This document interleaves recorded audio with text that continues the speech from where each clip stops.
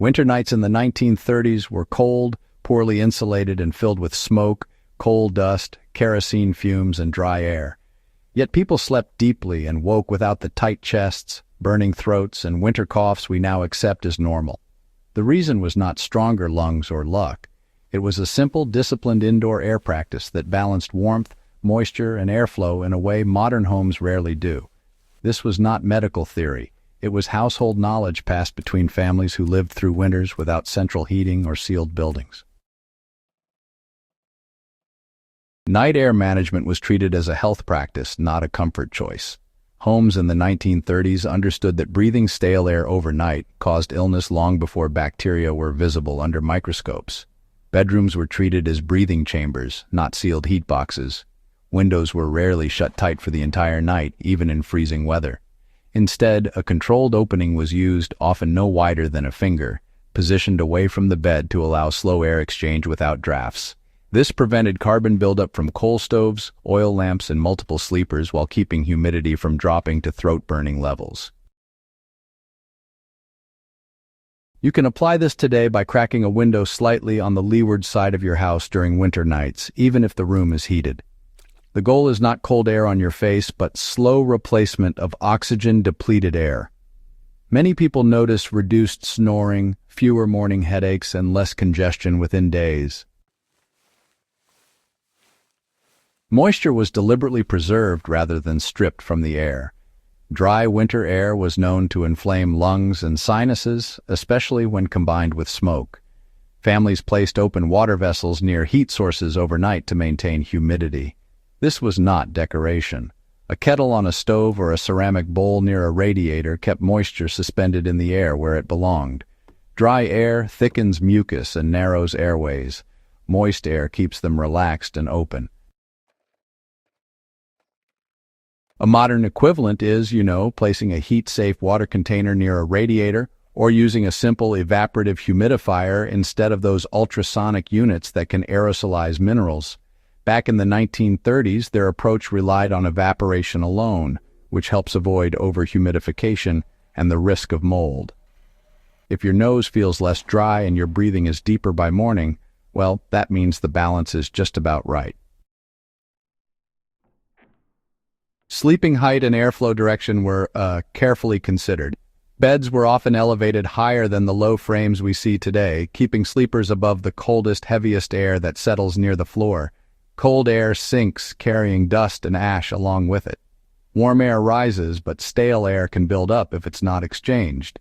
So, positioning the bed higher allowed folks to breathe warmer, cleaner air, while ventilation openings took care of exchanging air at a distance. Applying this idea today can be as simple as raising your bed frame a bit or just avoiding sleeping right on the floor during winter. Even an extra 6 inches can really change how much cold air you're exposed to. This is especially helpful in basements or ground floor rooms where cold air tends to pool overnight. Nighttime heat sources were, controlled to avoid oxygen depletion. Coal stoves, wood burners, and kerosene heaters all consumed oxygen. Folks compensated by never sealing sleeping rooms completely.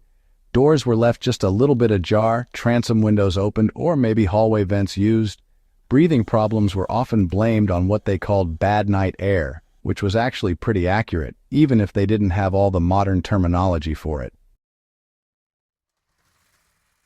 In modern homes, gas heaters and those tightly sealed rooms can, replicate this same problem. Leaving a door cracked or making sure there's some kind of passive air return can prevent oxygen depletion and carbon buildup. This isn't about being afraid, not at all.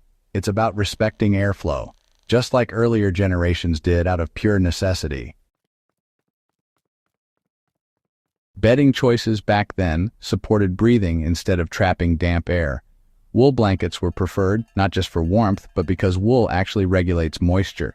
Cotton sheets would absorb sweat without trapping it right up against the body. Synthetic bedding just didn't exist, which meant sleepers were a lot less likely to rebreathe damp, stale air around their faces. These days, picking breathable, natural fibers for your winter bedding can really help cut down on nighttime congestion. Heavy synthetic comforters, well, they tend to trap humidity and heat around your head, which just makes breathing tougher. But a good wool blanket layered on top of cotton sheets, that actually brings back the old balance pretty darn well. Morning airing routines, they kind of finished off the overnight breathing cycle. Folks would air out their bedrooms every single morning, no matter how cold it was outside. Bedding got turned back, windows cracked open for a bit, and all that stale moisture was let out. This simple step reset the room's air quality and kept mold and dust from building up, both things that can really mess with your breathing at night. Honestly, this habit still works wonders today. Just 10 minutes of morning ventilation, even when it's cold, does more for your nighttime air quality than those pricey filters ever could. It clears out all that built-up carbon dioxide and brings in fresh oxygen before you start the next night's rest. Well, folks, modern homes these days aim to seal out the cold, but they often end up sealing in stale air too. You see, mechanical solutions try to replace what simple habits once maintained naturally. Back in the 1930s, their method worked because it respected the balance between heat, airflow, and moisture, rather than just maximizing any single factor. It's interesting how that balanced approach still holds value today, don't you think? Applying this knowledge does not require abandoning modern comfort. It just means restoring controlled air exchange, maintaining natural humidity, and, respecting airflow direction during sleep. Many respiratory issues blamed on age or allergies are often environmental and, honestly, reversible.